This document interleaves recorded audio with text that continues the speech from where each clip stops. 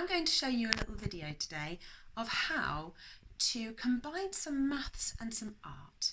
And you might be thinking, I'm not sure those two things really go together. But if you think about it, maths is really just all about patterns. And that's what I'm going to show you today, that patterns in maths can sometimes be quite beautiful. So I'm going to show you how to make some curves out of some straight lines. There's a special name for these. We call these parabolic curves.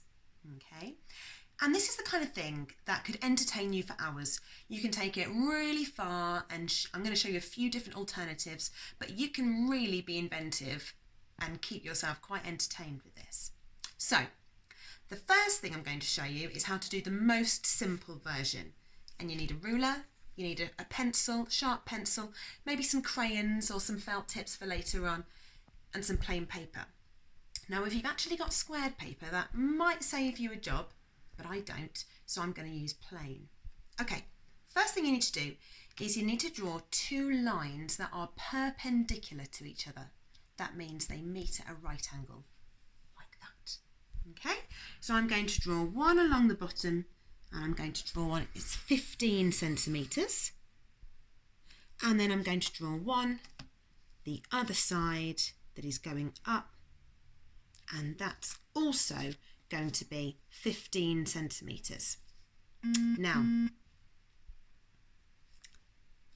there we go. I'm going to call this one my x-axis, and along my x-axis I'm going to label a little line at every centimetre. So I'm using my ruler, I'm reading along, and every time I see a big line, that means it's 1 centimetre, and I'm going to make a little mark. You see? And I'm going to do the same on the other side. And this won't take me very long, but it is quite important that I have these markings. Now, I'm going to label them, but I'm going to do it differently, so be careful. I'm going to go from 1 to 15 along the bottom. But I'm not going to start with one here like you might think. I'm actually going to start with one at the top.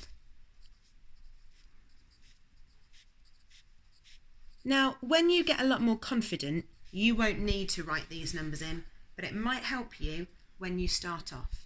Okay, I need to make my 1 and my 1 match up.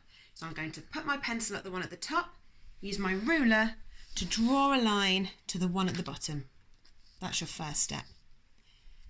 And then I'm going to do the same for 2 to 2, 3 to 3, 4 to 4, and I'm sure you can guess.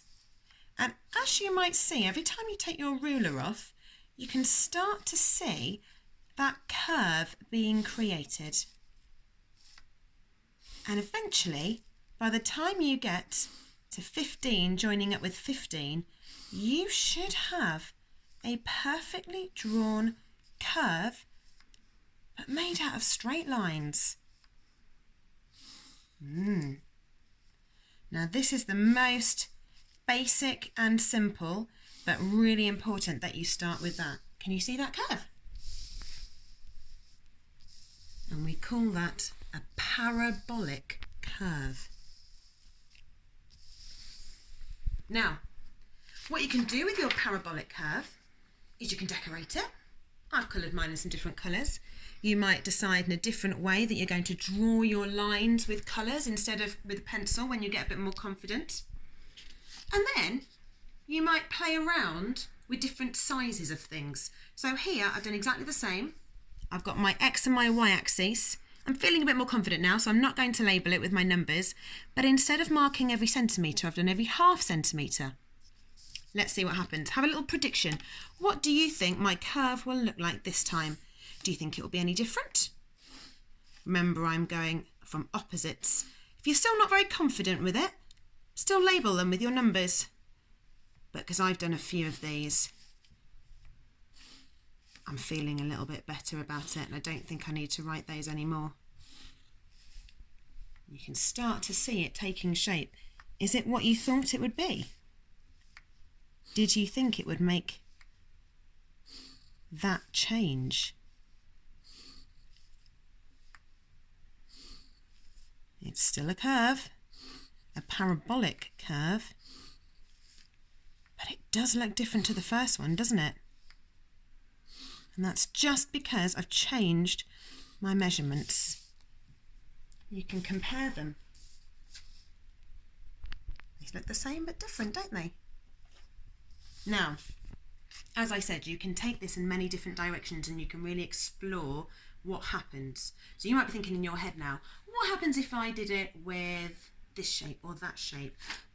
What happens if rather than having perpendicular lines, I drew two lines that actually weren't at a right angle?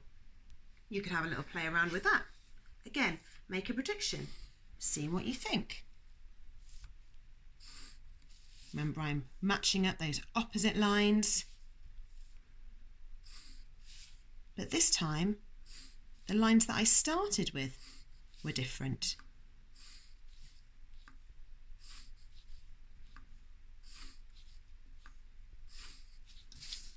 Okay, now I've made one of those, I could make lots of them. I could do something different with them. What about if I made it in a triangle? I've started you off this time. I've joined my lines to one side, but I could just keep going. So what happens now? Well, I'm going to join this one to over here, and this one to over here, and this one to over here.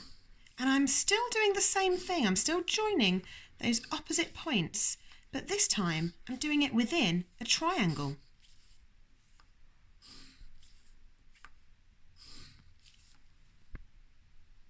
And I can do it again with one more side. See what happens.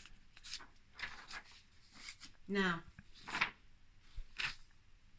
one other thing you could do is continue your lines. So rather than having just one quadrant, that's what we'd call the first one that we made. We'd say that was one quadrant, but you could continue those lines. So you have 4 quadrants. 1, 2, 3, 4. I've started off with this one. It's exactly the same as the other ones, except now you can see by having 4 quadrants, it's making a different pattern. And I thought about using colours, so I might pick my red to carry on with this one. And I'm doing the same again. I'm joining those opposite points as I move my ruler around to create a different pattern.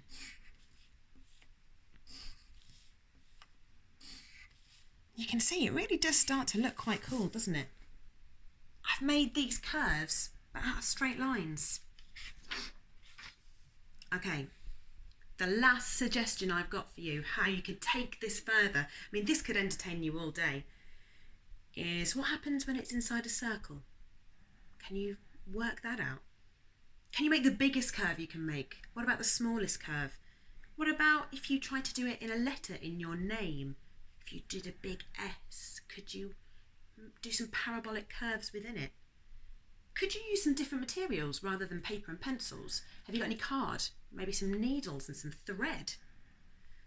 Maybe you could cut loads of these out and make overlapping designs. Those are just some ideas.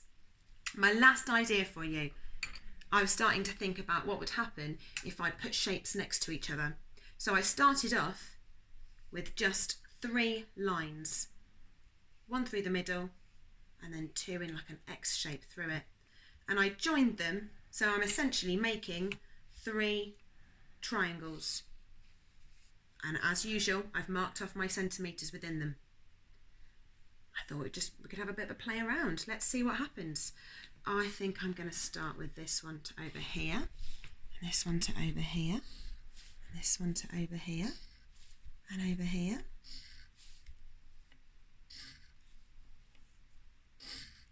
Okay, now what would happen if I did the same but next to it where there isn't a line? Let's see.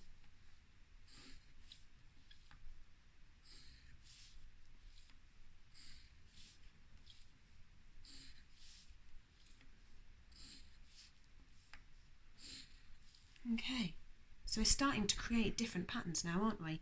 And you could keep going. I haven't got all the answers, I haven't got all the solutions. These are just a few ideas, but I'd love to see some if you have a little play around with this at home. Hope you have a great day. Enjoy the sunshine. Have some fresh air if you can. And I hope to see you soon.